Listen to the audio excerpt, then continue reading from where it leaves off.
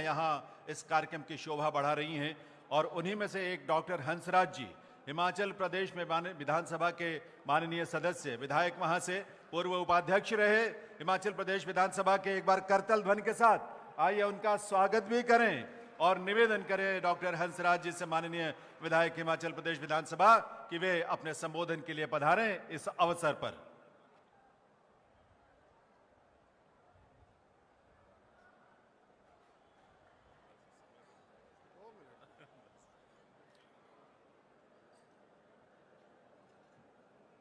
आप सभी को मैं हिमाचल नाथ समाज की तरफ से आदेश आदेश कहता हूं। इस तरह से नहीं होता आदेश आदेश। आप लोग इतने सारी संख्या में हैं, माननीय मुख्यमंत्री जी का सानिध्य आप लोगों को आज मिला है और बहुत सारी विभूतियां आपके बीच में हैं, तो मुझे लगता है आदेश आदेश मुख्यमंत्री जी को इस तरह से जाना चाहिए कि हरियाणा के जितने भी जोगी समाज के लोग हैं वो माननीय मुख्यमंत्री जी के साथ हैं और माननीय मुख्यमंत्री जी का स्नेह भी चाहते हैं। एक बार मेरे साथ जो है वो आप आदेश आदेश कहेंगे, आदेश आदेश। आज गुरु गोरक्षनाथ जी की ये जो स्मृति उत्सव माननीय मनोहर लाल खट्टर जी की अगुवाई में यहाँ पर मनाया जा रहा है, मैं माननीय मुख्यमंत्री जी का बहुत बहुत धन्यवाद करता हूं कि आपने कम से कम, ये हरियाणा पहला राज्य हो गया है जिसने नाथ समाज के, जोगी समाज के लोगों की दुख और सारी समस्याओं को सुनने का जो है वो आज ये मंच यहाँ पर साझा किया है। मैं धन्यवाद करता हूँ माननीय मुख्यमंत्री जी का, आपका और बालकनाथ जी का। मेरे गुरु शिवनाथ जी यहीं पे हैं, इसी मंच पे हैं।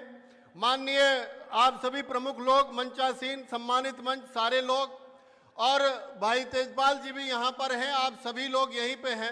मैं इतना समय है नहीं, लेकिन मैं माननीय मुख्यमंत्री जी से गुजारिश करना चाहूँगा, ये कुदरती आज का जो मौका मुझे मिला है, चूँकि मैं चंबा, हिमाचल प्रदेश के चंबा जिला के चुराह विधानसभा क्षेत्र से आता हूँ, और भाई साहब जो यहाँ पर मंच संचालन कर रहे थे तो उन्होंने कहा कि ये जो है वो तीसरी बार के विधायक हैं।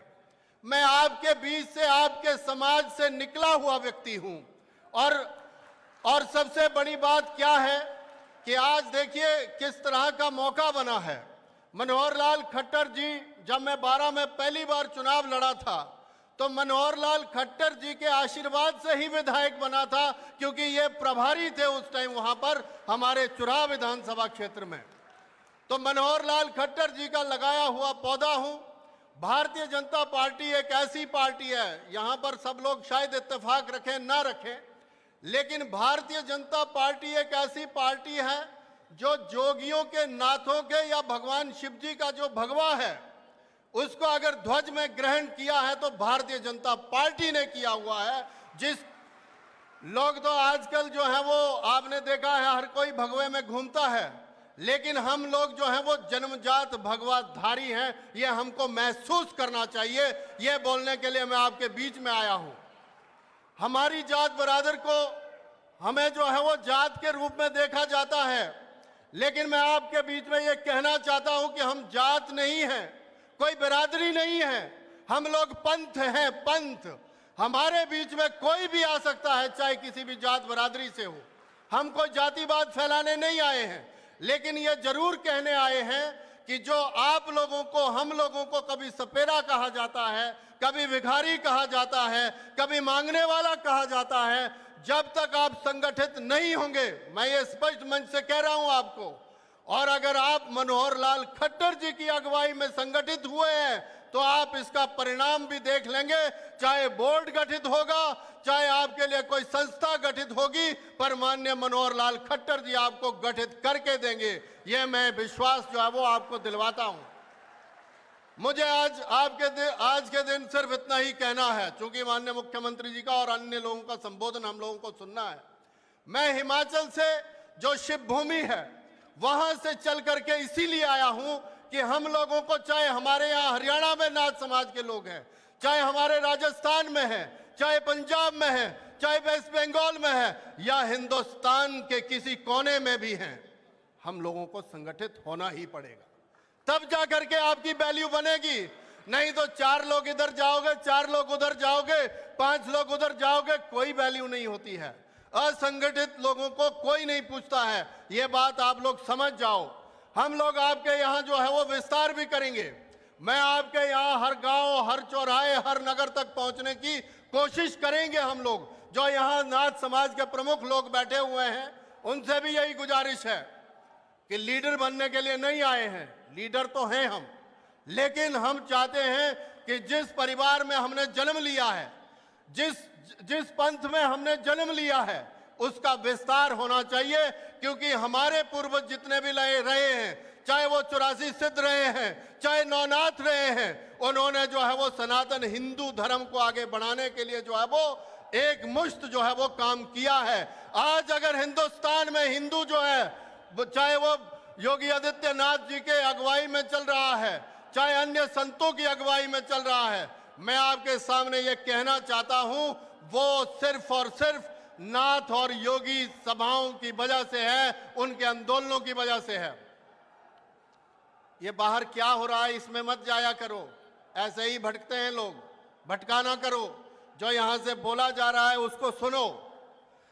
एक बार भारत माता की जय सब लोग बोलेंगे, भारत माता की। जिनकी 2-2 हाथ हैं, दोनों मुट्ठियां जिनकी मौजूद हैं, भगवान ने, ईश्वर ने, गुरु गोरखनाथ ने ठीक रखी हुई हैं, दोनों मुट्ठियां भींचते हुए आप लोग जो है वो भारत माता का उद्बोधन करेंगे, भारत माता की।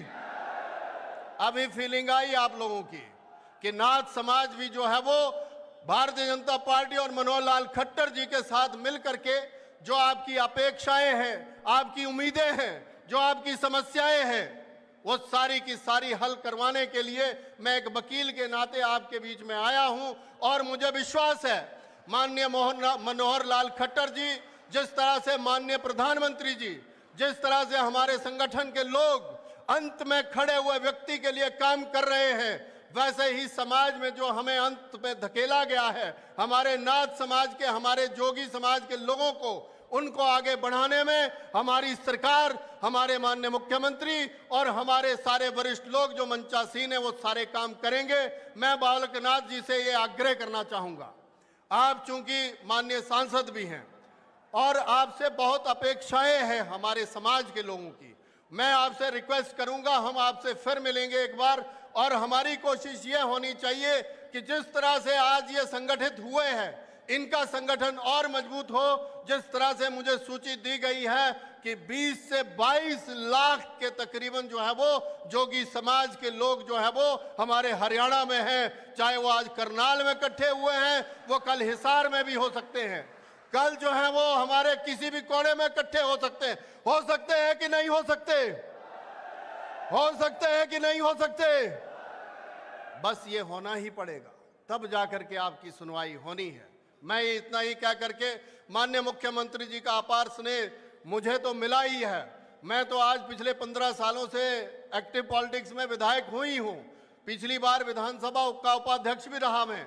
लेकिन मैं सिर्फ इतना ही कहना चाहूंगा खट्टर जी को कि आपकी बहुत बहुत जो है वो कृपा हमारे समाज पर रहेगी अगर आप जो है वो एक अदद बोर्ड या इस तरह की संस्था गठित कर दें जो हमारे लोगों के समस्याओं को जो है वो वहीं पर जो है वो समाप्त कर दे। ऐसी बातें रखते हुए मैं आप सभी का बहुत बहुत धन्यवाद करता हूं। एक बार पुनः आदेश आदेश कहेंगे और इस बार दोनों मुट्ठियां भींच करके आदेश आदेश कहेंगे माननीय मुख्यमंत्री जी को। जब हम लोग मिले तो कम से कम एक दूसरे को जो है वो आदेश आदेश हम लोगों को कहना चाहिए, चाहे वो उपाध्याय बना हुआ है, चाहे जोगी बना हुआ है, चाहे नाथ बना हुआ है, चाहे कोई भी बना हुआ है, इतना हम लोगों को आना चाहिए। तो आदेश आदेश कहेंगे, सब लोग एक दूसरे को कहेंगे और मंच में बैठे हुए सभी वरिष्ठ जनों को कहेंगे हम आदेश आदेश आदेश आदेश। एक मुश्त में कहो, बटो मत, आदेश आदेश। धन्यवाद। जय हिंद, जय हरियाणा। धन्यवाद। बहुत बहुत आभार माननीय डॉक्टर हंसराज जी का, विधायक हिमाचल प्रदेश विधानसभा। अशोक शास्त्री जी से मैं निवेदन करूंगा, आभार स्वरूप, अभिनंदन स्वरूप डॉक्टर हंसराज जी को यहाँ पगड़ी भी पहनाएंगे और उन्हें बाबा गुरु गोरखनाथ का एक चित्र भी भेंट करेंगे। देवियों सज्जनों, आप सबकी एक बार पुनः करतल ध्वनि आप सबकी तरफ से होनी चाहिए। हमारे विशिष्ट अतिथियों में यहाँ पधारे डॉक्टर हंसराज जी जो इस कार्यक्रम में आए, जिनके संबोधन को आपने सुना, उनका बहुत बहुत अभिनंदन है। देवियों सज्जनों, हम सब ये जानते हैं क्योंकि हम उस परंपरा से गहरे से भावनात्मक रूप से जुड़े हुए हैं।